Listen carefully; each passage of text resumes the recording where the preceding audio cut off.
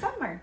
Welcome back. If you've been here before, this is my channel, Red Lipstick Book Addict. And okay, normally it would be a book review, but right now I'm going to give you some quick tips on saving money so you can continue your reading addiction. Okay, because it's hard out here being a book girly in this economy. So I did write down my little tips and tricks because my little ADHD brain wouldn't be able to remember it. So, okay, so first of all, an obvious one is apply for a library card. I think that, we've all thought of that, but they usually have an online library too, so that's convenient. But if you go to your local library, you can get a free library card, and it just saves you so much money, guys. Like, I know it's not like a fresh book, it's been passed down from hand to hand, but like, if you want to read a book really bad, more than likely your local library has it, and you don't have to like fork out $20 on a book, which is usually like the going rate for a book. If it's like a best-selling book, it's usually around like 20 bucks. So, and that's for a paperback.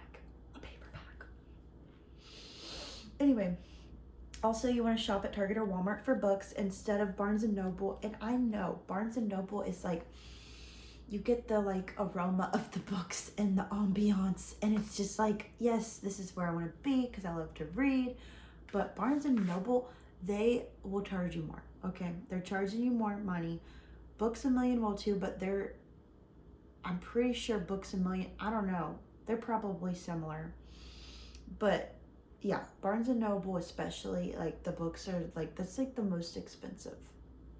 But if you go to Target, they're usually like at least like $5 less, I mean, it's something. And I even went and checked myself to make sure that this was correct, because I was like, am I tripping? Or like, is Target's books cheaper? And they're always 20% off. Because when you go to the grocery store, you're not really looking for a book, you're looking for groceries. So that's why the books are cheaper, right? Okay, so anyway, and then if you're getting books a lot at Barnes & Noble or Books A Million, just bite the bullet and get the membership already, okay? I'm talking to myself as well here, not just you guys. Like, I don't know what it is that it seems like the $25 or $40 seems like so much, but it's like, if it's gonna save you like 10% or whatever, like, how much does it say on here? Because I wrote it down. 10%, yeah. It's 10%. I looked it up and made sure. So the Barnes & Noble membership and the Books A Million membership, they cost different, but the perks are like the same.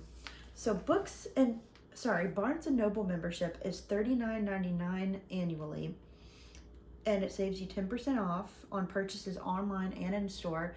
And recently they did it to where it's online. It used to just be in store that it was 10% off.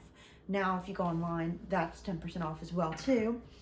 And then the Barnes & Noble, they give you this fancy little tote bag you can put your books in when you get the membership. So that's a nice perk. I don't know if you're a book girly or book boy. And then Books A Million membership is a little bit less. It's $25 a year. They also offer the 10% off entire in-store purchases.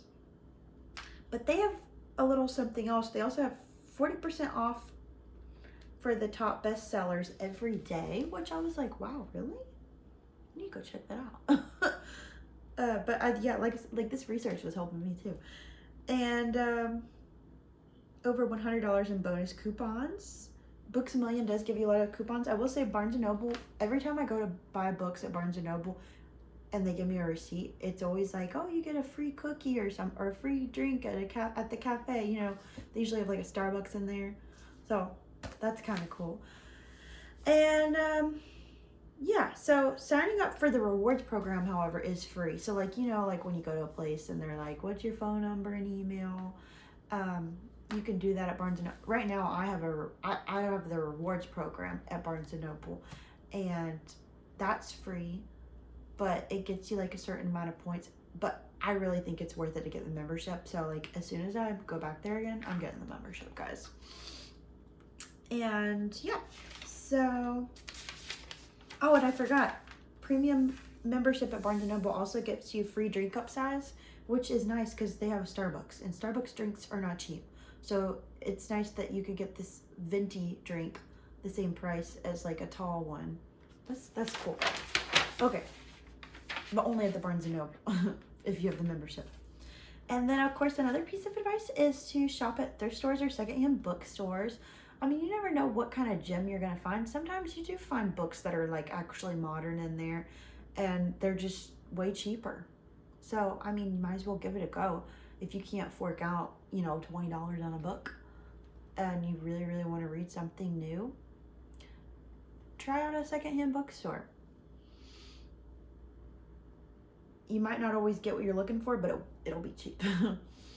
Also, you want to try to buy books on Amazon. I did look this up, guys. So I'm going to show you some prices that I noticed that were different between Barnes & Noble and on Amazon, just to show you the price difference. So It Ends With Us by Colleen Hoover on Amazon is only $10.98. At Barnes & Noble, it's $16.99. The Housemaid is Watching is $12.71 on Amazon, but it's $17.99 at Barnes & Noble. And then Bride by Ali Hazelwood is $11.99 on Amazon, but it's $19 at Barnes & Noble. Big difference. I don't know what it is that Ali Hazelwood has got a chokehold on, like, all the book talk people. Something just fell. I think it was my necklace. It was. Oh, I'll pick it up later. Okay. And then, yeah, so shop Amazon. Seriously. I mean, I know for me, I'm like, I gotta have the book now. I need to get Amazon Prime. Or use somebody's Amazon Prime account that I know so I can get a book. Shop paper books over hardcovers. I mean, or over special editions. If you're trying to save money and you're just trying to read the book, just get the paperback. I know there was a while where like I was like, no, I want the hardcover, but that's probably because I was living with my parents at the time. As soon as I lived by myself, I was like, I'm a paperback girl all the way because hardcovers are expensive. And then, oh yes, online secondhand bookstores. So I recently discovered this little thing called Pango Books. And Pango Books, you can sell your used books, and you can also buy used books. So like, for one thing, I was trying to sell my book, The Inmate by Frida McFadden.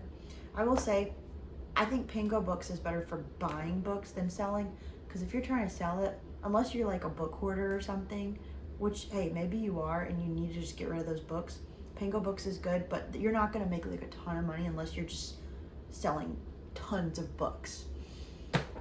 Because most of the books on there are like pretty cheap. So like I saw The Inmate on there, like some people sold it for like $5. You know, that's pretty cheap. And like the quality of the books, it's not bad. I mean, they'll tell you like how, you know, like how worn out it is on there. And last thing, oh, this is my favorite. Do a book swap with a friend or like a coworker. If you know somebody reads books like you, do a book swap. And it might not be necessarily the book that you're looking for, but it'll be like a change of pace for you and you might like it. That's how I read the book Verity by Colleen Hoover, because I did a book swap with a friend. And I gave her a book called Just Like Mother, which I think she was really scared by because it was a horror book. And there was like a creepy picture of a baby on it, a baby doll head on it. And she's like, I don't know how I'm going to sleep at night with this thing staring at me. But we both got out of our comfort zone with reading, and it was just really cool. So yeah, do a book swap with a friend and you get a free book. And then you can talk about the books, and it's like a little mini book club.